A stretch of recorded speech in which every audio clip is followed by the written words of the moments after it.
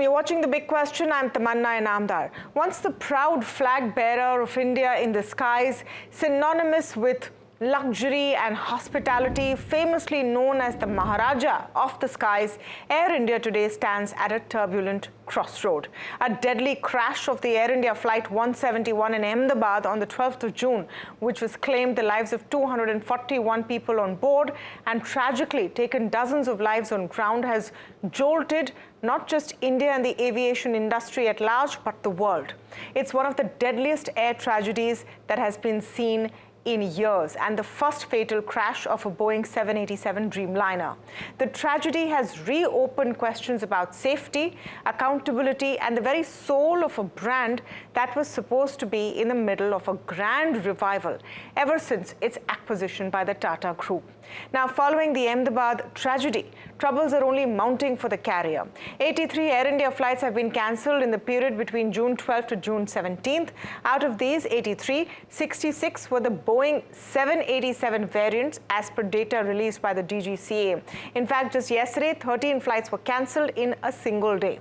This comes after the DGCA mandated enhanced safety inspections in light of the recent crash. As per the DGCA, a one-time check should be conducted before the departure of Dreamliner flights, which includes inspection of fuel parameter monitoring and associated system checks. Meanwhile, the aviation regulator has clarified post a meeting with operators of Air India that there are no major safety concerns found with the carrier's Boeing 787 Dreamliner fleet. However, the regulator has flagged maintenance-related issues about spare parts availability, but the damage perhaps has already been done. Anxiety around air travel has increased, and tour operators and travel agents are reporting a 20 to 25% drop in Air India's business in the aftermath of the unfortunate crash. Meanwhile, calling it a heartbreaking tragedy, Tata Sons and Air India chairman N. Chandrasekaran has said the incident needs to be seen as an act of force to build a safer airline and has urged the staff to stay strong and determined during this crisis. The Tata Group has also announced a 1.25 crore financial support for the bereaved families. But even before the crash, Air India was facing a long list of troubles, from diverting flights due to unserviceable washrooms, assigning passengers broken and uncomfortable seats, a lot of social media backlash. All of that was already building. So the big question we're asking today, has this tragedy marked a turning point for one of India's most storied airline legacies? Can the Air India brand recover, and how big is the hit? To speak on this, I'm joined today by Sanjay Lazar, CEO of Avialaz Consultants. He's an aviation expert, and joining us from the airport, Jitendra Bhargav, former ED at Air India and the author of Descent of Air India on the show. I'm speaking with Ajay Aftani, editor of Live from a Lounge.com, Dilip Cherian, Image Guru, and Madhav Oza, MD and director at Blue Star Air Travel Services. Let's first start with what details are coming to the fore.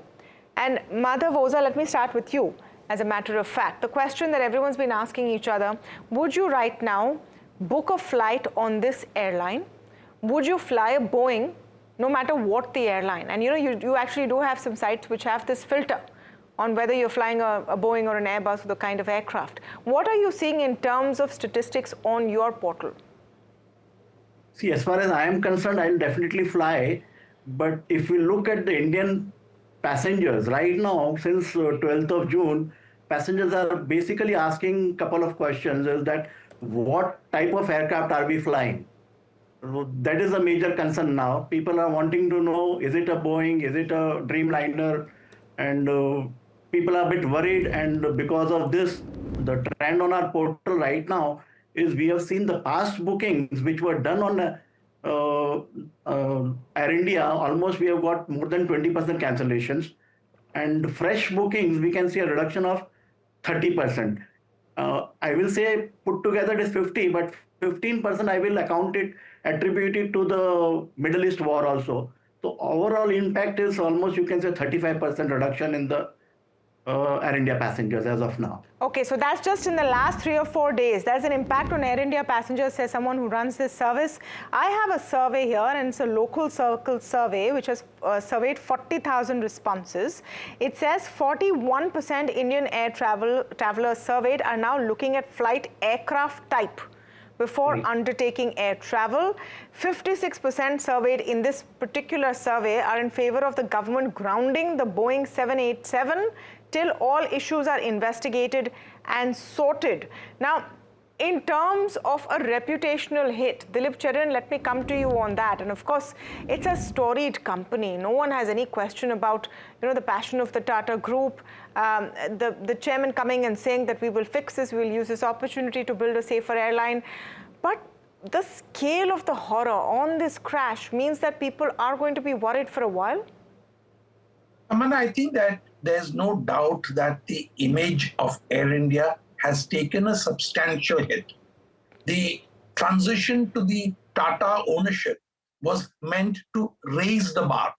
And if you ask me, and having looked at comments over the last many months, not just after the crash, I've been seeing that there is a distinct and very definable problem as far as the image is concerned. It's just got worse after this.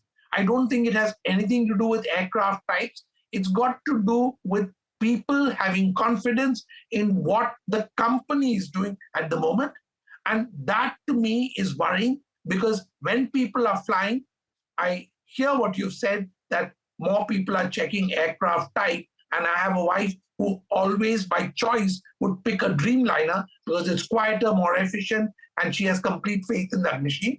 But as numbers grow and as what the stats don't lie, but as far as Air India is concerned, I think expectations of image built upwards by Tatas has simply not happened. Everyone is saying it will take time, there's an overhang, and we should be patient and wait. People have waited for a long time, and customers who have global travel have many choices.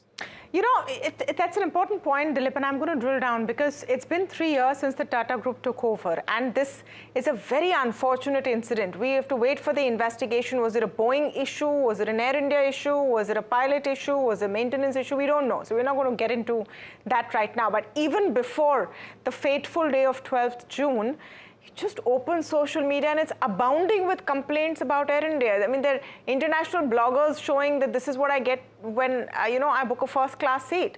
And that really is a problem, isn't it, Dilip? Guilty as charged, because I actually flew on one sector and my wife said, never again on Air India. And we switched to a different airline to return at a substantial cost. But the thing is that these are things which the Tata Group would have found easy to fix. And what is the lowest hanging fruit as far as that is concerned? Giving passengers the meals and the service that they expect. I have no complaint with the Air India staff. I think they've been retrained, or they are on point and they work fabulously. So this is not about service. It's about what they have to offer.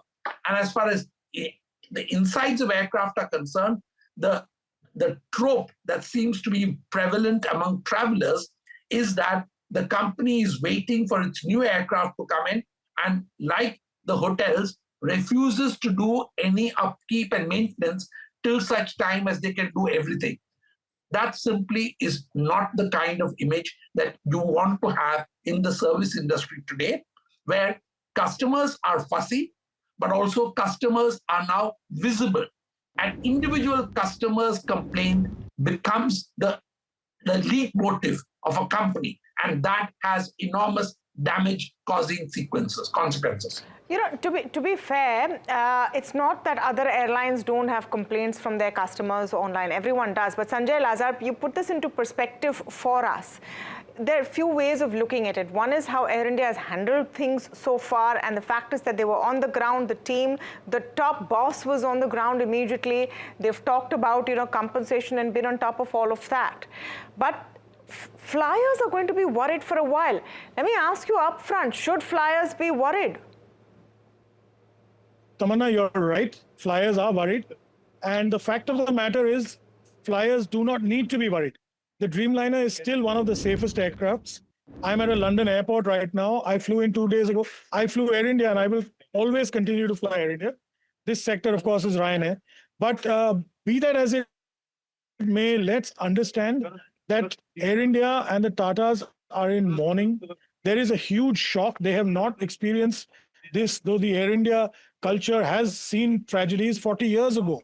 A lot of the people currently in the airline have not seen such, the scale of such a tragedy. It has disturbed a lot of people.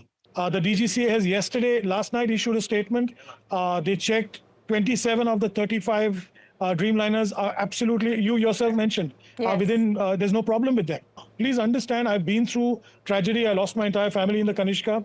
I was a union leader in Air India. I've attended 2 tragedies of the Air India Express. I've seen how it impacts people. I want to come to Jitendra Bhargav on this. Obviously, give them time. They're going through their checks. But Mr. Bhargav, think about it from a passenger's point of view. Not everyone is a aviation expert or understands this or understands the technicality. I mean, even if there is a 1% chance, why take the chance if there is an alternative? Would it have been, in your view, better if the DGCA maybe had taken some time before giving a clean chit to a bulk of the Dreamliner flight? I mean, that thought came into my mind. It's been, what, 4 days? And you've said you've checked everything and everything is fine, ship shape.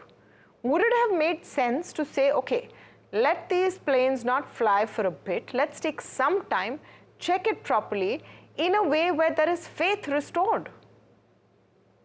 Manna, let me give it a broader perspective. Ahmedabad air crash was not the first one in the industry. Every airline that has a crash gets asked with similar questions regarding safety. And they eventually bounce back after people realize you can't be determining safety track record of an airline on a one-off incident. You look at it from a wider perspective longer, and as my previous speaker very rightly said, it takes time. But what has happened here is probably lack of communication from Air India. When you have a lot of cancellations to which you alluded in the beginning of your introductory remarks, that how many of these were related to the grounding of aircraft which to necessitate detailed checkups by DGCA and Air India's engineering department? Because unless you share it and put it in public domain, that of the X number of cancellations that have taken place since June 12, so many can be attributed to the grounding of Dreamliner so that they are available for checks. And the rest of it, further saying, passengers will take time. And this incident, because it happened during broad daytime, television is playing up the thing. So this can't brush it off the public memory kind of thing will take time. But what could have Air India done in the circumstances? But may I just intervene on one point? And you said that these things happen. It's not the first time a crash has taken place. I agree. But to this nature, where few seconds after takeoff, this plane just goes down. No, Tamanna, look, it's truly shocking. Accidents of all kinds if you were to analyze it. There are many accidents at the time of takeoff if they've taken place. There could be different circumstances, it's a different matter. But what I'm talking about is passengers' perception of an airline and the traumatic effect that they go through. And how long do they take to come back? Now, if you look up the past accidents of different airlines that have taken place, you'll find they've gone through a similar kind of cycle. It takes time for people to come back, and then they said, yes, this airline has a track record which is safe in a longer perspective. As one has very often said, there are 2-3 parameters on which safety is judged. How many accidents has an airline had for every million passengers flown or every million takeoff and landing? Air India wouldn't stand anything badly compared to other airlines. Agreed. Now this, as I said, has happened. DGC has made a point. And let me just make a point here. I was going through a chapter in my book written 10 years ago, Nightmarish Dreamliner. I spoke about 2 Dreamliners being on ground for 10 months, and they did not move because of the spare parts. And today, DGCA is to flag the same issue. It speaks poorly of both Boeing, airline, and or even the regulator, I would say. You know, this is a very key issue. If this is a Boeing issue, and it's possible there is a startling piece by the Wall Street Journal today, and I don't know if people on this panel have had a chance to see it, that says the very initial reports, and they've quoted their own sources, talk about problems perhaps with the engine. The emergency engines could be coming in. Like I said, Ajay, we're not going to speculate on what has happened because we just don't know. But say in investigation, it turns out that this is a Dreamliner issue or a Boeing issue. Now, Air India, with so much of its fleet populated by Boeing and Dreamliner specifically, then faces a whole other challenge, isn't it? I think, you're correct there, Tamanna. But the thing is, it's all at this point of time in the realm of speculation, right? Yes. So, look, whenever the truth comes out, and this was my statement on the initial day, it's going to be inconvenient for somebody. Is it going to be inconvenient for the airline, or is it going to be inconvenient for the OEM or the engine maker? We don't know at this point of time, and we have roughly about 20 days to get a preliminary assessment of what went wrong. We got to realize that, like Mr. Bhargava was saying, the airline has an excellent safety record. It did not have an excellent record on keeping the upkeep of the planes, which was under the government institution, which the Tatas are trying to turn around. But safety, non-compromised. Safety and upkeep are two different things here. That's what I want to bring to the fore. But Ajay, just for a second, let's think from a passenger point of view. You're again, you're an expert on the field. Think about it from a passenger's point of view. Yeah. At the end of the day, do they really want to be in a position where you have to look back and think, was it Boeing, was it Air India, was it the company that makes the engine? You just want to be safe.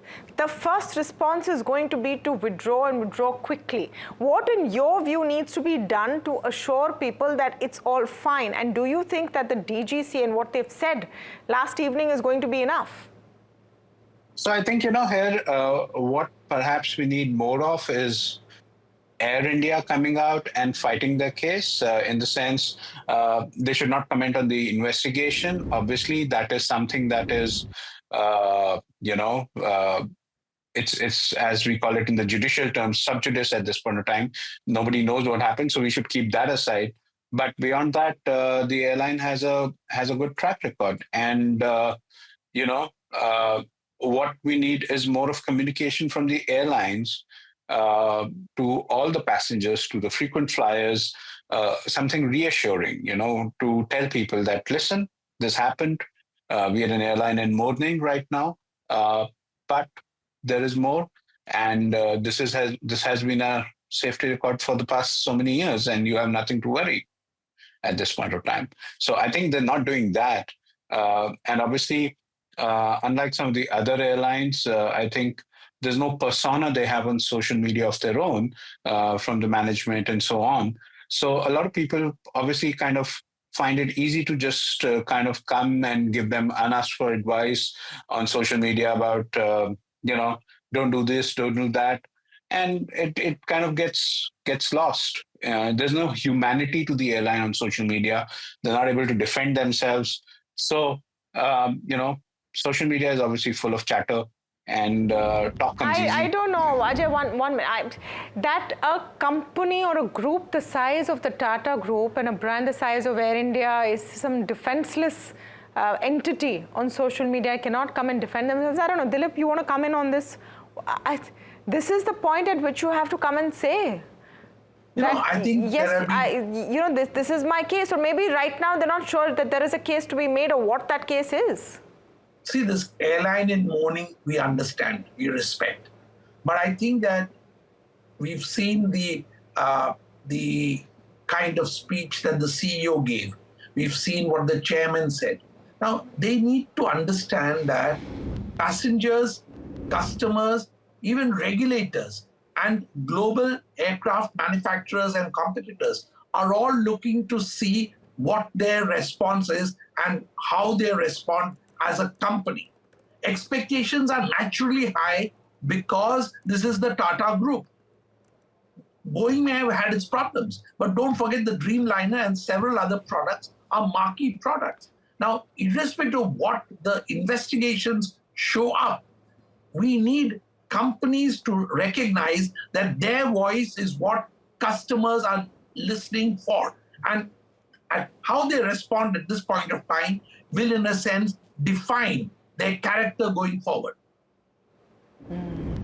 Okay, just on that part of response and the kind of faith that you need to bring back? Madhav Oza, as someone in the industry, I want to know your point of view.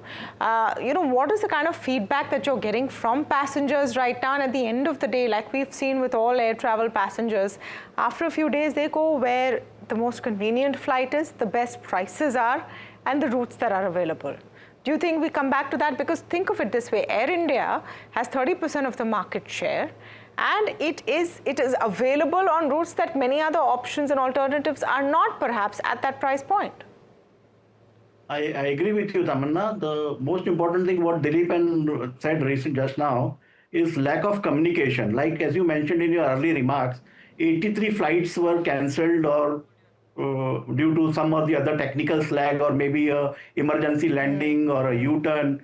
So what I would say is the lack of communication on part of Air India. I spoke to a few passengers, like today morning at 3 o'clock, one of my passengers has flown from Ahmedabad to London on Air India, and his flight was booked for 13th. From 13th to the 16th, he didn't have a proper communication. So what is important right now is, as of now, is a better proper communication. And to control the damage what is happening, they can endorse the tickets to different airlines, let the passengers get a relief. That communication is very important, what Air India should take up, and that image will be very important, because people on social media will talk that today my flight was cancelled again, I was not offered any coupon for lunch, dinner or a room accommodation, nothing was offered. I was just told point blank, you are a local, go back home. So this attitude has to change. You don't have to see your money at this time. That's why we need people and houses like Tata's who have deep pockets, who can take control of this bad situation, because this emergency situation can come across in any airline across the world. So that this is the time when you need your deep pockets to really accommodate people absolutely on time. I mean, sure. Go one step above and beyond in terms of really showing that generosity and hospitality. The other part of this, and Mr. Bhargav, let me come to you on this, is the Boeing angle. And like I said, this is either, Air India reputationally would be taking a hit, because already people have been complaining in very loud voices about the kind of, experience that they've had. And then now the safety angle. From the Boeing point of view, what has made it worse is that there is documented questions about the Dreamliner, about 787. There's a whistleblower testimony. The whole world has now seen it. And then the question that comes to mind, this is something clearly that Air India also knows about. Is there any hint of suspicion on the aircraft and on Boeing itself? And if so, then now what are we doing about it? Well, now let's go back to 2011 when this aircraft was put in operation. Boeing, after some kind of battery-related issues, grounded the entire fleet world over.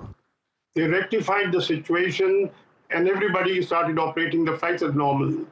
Now, must I go back to the whistleblower's statement made 10 years ago on what apprehensions he expressed, or look at the actual data of performance with multiple airlines when there are 1,100 Dreamliners operating?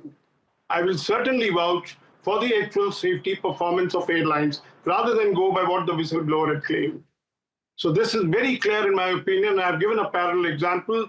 737-8 MAX had 2 fatal accidents, Boeing grounded, airlines grounded them. Now, after rectifying all mistakes, all kind of problems, shortcomings in that aircraft, Boeing has started delivering this aircraft again. Now, should anything untoward happen with 737-8, with any airline in the world, media and others will naturally rake up those previous instances when there is no need for it. Because we must look at it. Boeing is rectified, likewise the Dreamliner. Safety track record of the last 10 years. And to me, that matters and nothing else. No, so are you saying, Mr. Bhargav, that there is no question and no worry on the Boeing right now, the Dreamliner? People should now eyes shut, go ahead, book their tickets? Plenty of it. The Boeing shares took nosedive very heavily on the day of the accident. Yes. It will happen and it will reckon. And as I said earlier, you can take up any track, any safety, any accident anywhere in the world. The scenario is repeated. The questions about safety let's just round up. Mr. Bhargav, if you have a choice between a Boeing and an Airbus, all other factors remaining the same, which one will you choose? Will this be a factor for you at all while flying I will next? travel what is convenient. We don't judge it from an airline. This aircraft manufactures aircraft is deployed on a certain sector, so I'll fly. Whichever aircraft is. And as an airline person, I have total faith in the airlines because no airline would fly or operate with a risk kind element in it. Okay. Same answer by Ajay, I'm assuming. With 100% safety. Same answer from Ajay, and same answer from Ajay, I'm assuming, because you're someone from, who knows the industry well. No, so Tamanna, I actually got on a Boeing 737-8 approximately 3 hours after the incident. All I have to say about the Boeing versus Airbus debate is, look, there are qualified people on both sides of the, in Europe as well as in the US, manufacturing these aircraft. Things happen. The whistleblower allegation, I've gone through it over a period of time. Let's remember, the foreign object debris issue was about the Charleston the factory of Boeing. It was not about the Everett, Washington factory. And this aircraft and many after this were all assembled in Washington state, not in the new factory that Boeing established later. So I don't even think that's something, connected to this issue on hand. And, people will obviously find something to rally behind. They don't have the full picture. I get it that people are feeling unsafe about Boeing and Air India at this point of time. But the thing is, lightning doesn't strike twice. And this is a whole lot had to go wrong on that 30 seconds that day for that incident to have happened, Okay. This is not the normal course of how an aviation industry works. Same answer, but elaborated. Madhav, you said right in the beginning that you don't care, you'll fly on a Boeing or an Airbus, doesn't matter. Exactly. Only point of worry is Boeing has been doing a lot of cost cutting, and maybe they are compromising on the safety standards. That's will you as an individual? I won't mind traveling Boeing. Okay. Because if you see last 20 years record, it is 55:45 Boeing and Airbus ratio of accidents. Okay. Dilip, what about you? You're the only, I think, non-aviation industry voice here. I voluntarily travel Boeing with happiness. There's no problem. Air India, as I said, my problem is with the corporate response to it. It's an airline which gives me great choices and great connections. And, as Praful Patel recently said on TV, this is an airline which has given Indian travelers so many choices that we are truly spoiled. Domestically, I think we need more choices. We are getting to a duopoly situation. Okay, there are Boeings across all airlines. There are complaints with service quality also across all airlines. Let's be very honest about that as well. So there is a lot that the industry needs to do. But in this case, I suppose for passengers, it will take some time to get over the shock of this horrific and extremely unfortunate accident. Thank you so much to all of you for joining us on the show today.